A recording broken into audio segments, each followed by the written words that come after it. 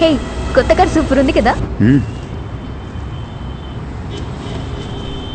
నువ్వేం ఆలోచిస్తున్నావో చెప్పనా? కొత్త కార్, కొత్త డ్రెస్, పక్కనే ఒక అమ్మాయి, ఇవన్నీ ఏం చేద్దామా అని ఆలోచిస్తున్నావు. కరెక్టా? వావ్. చాలి, నా పేరు నీకు తెలుసు, నేనేం పని చేస్తున్నాను నువ్వు నాకు ఎలా తెలుసు, నేను నిన్ను ఎందుకు ఫాలో అవుతున్నాను, ఇవన్నీ నీకు తెలియదు కదా. తెలీదు. సరే, నేను ఇప్పుడు ప్లేస్కి వెళ్తున్నాను, నువ్వు నాతోనే ఉండు, ఒక్కొక్కటిగా అన్నీ నీకే తెలిసిపోతాయి. ఓకే? ఓకే.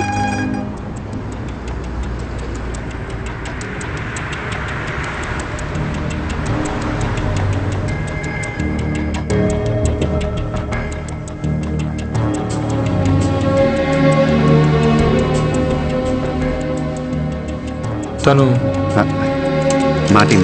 Oh come.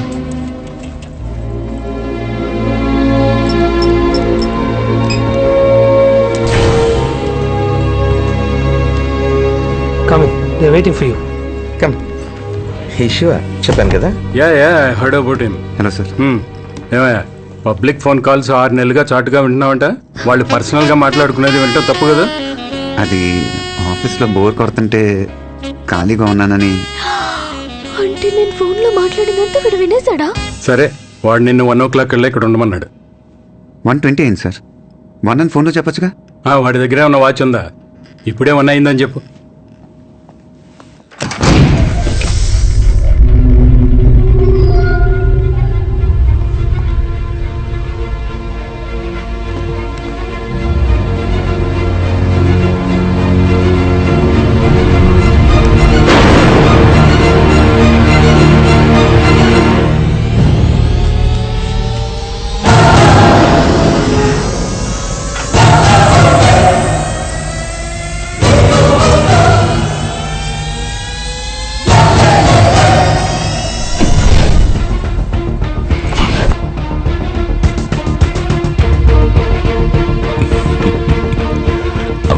బాగున్నారా?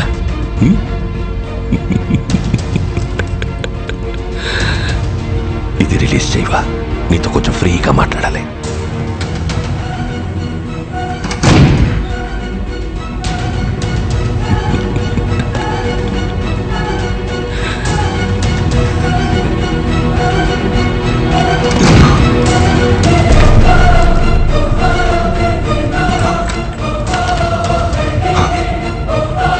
చెప్పు, అది ఏ హాస్పిటల్, వాడి పేరేంటి?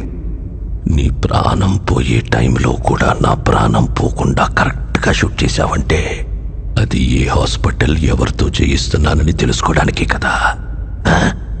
ఒక జీవిని మరో జీవి చంపడం తప్పు కాదు, అదే నేచర్. అందుకే దేవుడు ఒక జీవికి ఆహారంగా ఇంకో జీవిని సృష్టించాడు. చంపడమే తప్పైతే ఎద్దుకి కొమ్ముల్ని, పావుకి విషాన్ని, తేలుకి కొంటెని ఎందుకు సృష్టించాడు? కానీ ఆ కొమ్ముల్ని, విషాన్ని మనుషులకి ఇవ్వలేదుగా.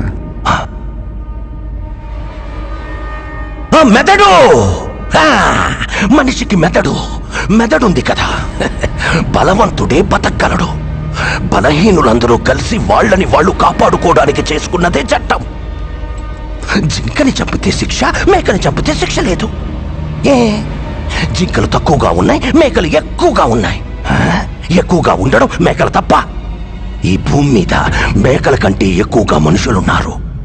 వాళ్ళని చంపితే తప్పేంటి?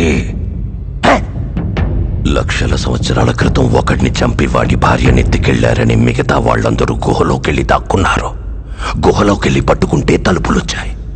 తలుపులు పగల కొడితే తాళాలొచ్చాయి. తాళాలు పగల కొడితే ఒకరి తర్వాత ఒకరు మేలుకొని కాపలా ఉన్నారు. వాళ్ళందరికీ ఒక నాయకుడొచ్చాడు. ఇంత నాగరికతకు కారణం ఏంటి? భయం. అది పుట్టించిందెవరు? మేము. కానీ భయం అంటే ఎటో మాకు తెలీదు. తెలీదా? ఆ రోజు నీ తమ్ముడిని నేను షూట్ చేసినప్పుడు అరిచాడే, అదే భయం. అది చూస్తూ జనాల్లో నువ్వు దాక్కున్నావే, అదే భయం. భయపెట్టడం మాకు తెలుసు. అందుకని నిన్ను ఊరికే వదిలేశాననుకోకో. ఆ హాస్పిటల్ సంగతి తర్వాత చూద్దాం. ఇప్పుడు ఇంకొకటి ఉంది. ఇవాళ ఇప్పుడు ఇంకా సేపట్లో లాంకో హిల్స్ 1000 టన్నుల బండరాయి, దాన్ని ఆపుతున్న ఓ చిన్న రాయి. దానికి ఓ కెమిస్ట్రీ ప్రొఫెసర్, ఓ ఫిజిక్స్ ప్రొఫెసర్ని అపాయింట్ చేశాను. చావబోయే 1000 మంది గురించి వాళ్ళకి బాధ లేదు. వాళ్ళిద్దరి పిల్లలు చావకూడదు అంతే. ఏదో హైడ్రోక్లోరిక్ యాసిడ్, దాంతో పాటు H2O కలిపి ఆ చిన్న రాయిలో పోస్తే ఒక పర్టికులర్ టైంలో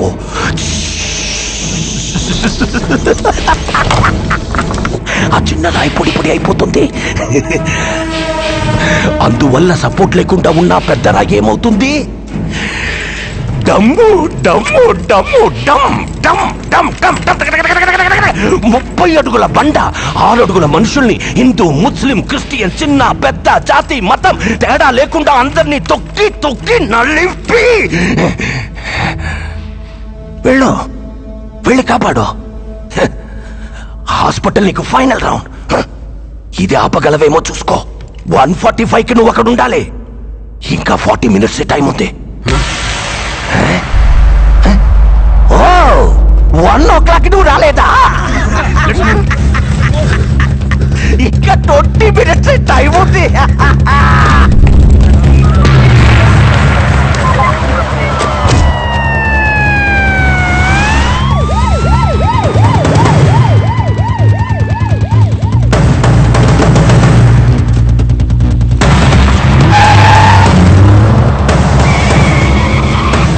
సీట్ బెల్ట్ పెట్టుకో.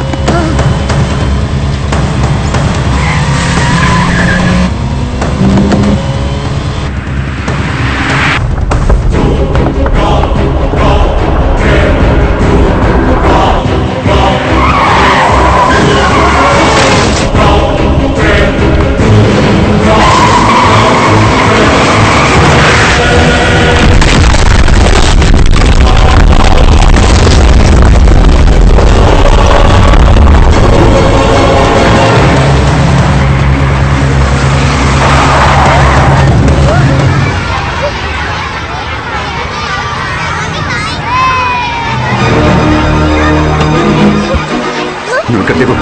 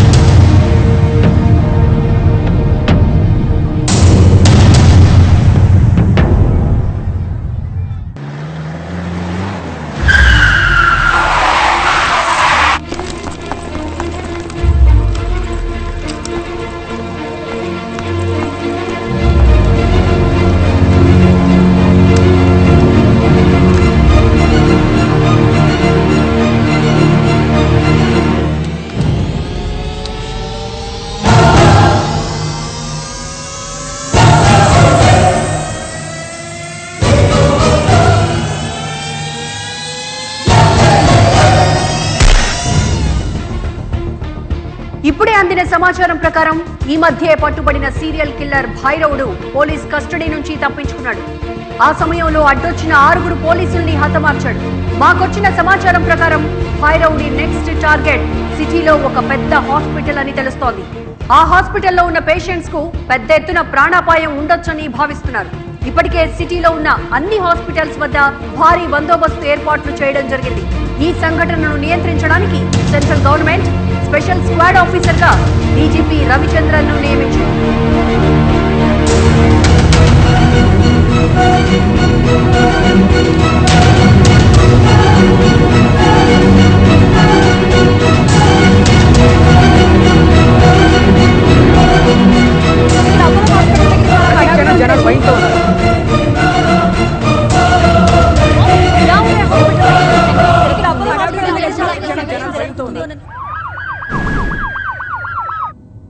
మీ అందరి సపోర్ట్ ఉంటేనే భైరవుని పట్టుకోగలం. ఇప్పటిదాకా బ్లాక్కో పోలీసు ఉంటారు, ఇక నుంచి ఫ్లోర్కో పోలీసు ఉంటారు. సీసీటీవీ కెమెరా సర్వేలెన్స్ ఇన్ఛార్జ్ ఎవరు? నేనే సార్. రికార్డ్ మోడ్లో పెట్టి వెళ్ళిపోకూడదు సార్. రికార్డ్ అయ్యేది లైవ్లో వాచ్ చేయాలి. Okay sir. ఎవరి మీద డౌట్ వస్తే ఇమీడియట్గా ఫ్లోర్ పోలీస్కి వాకీలో ఇన్ఫార్మ్ చేయాలి. ఓకే.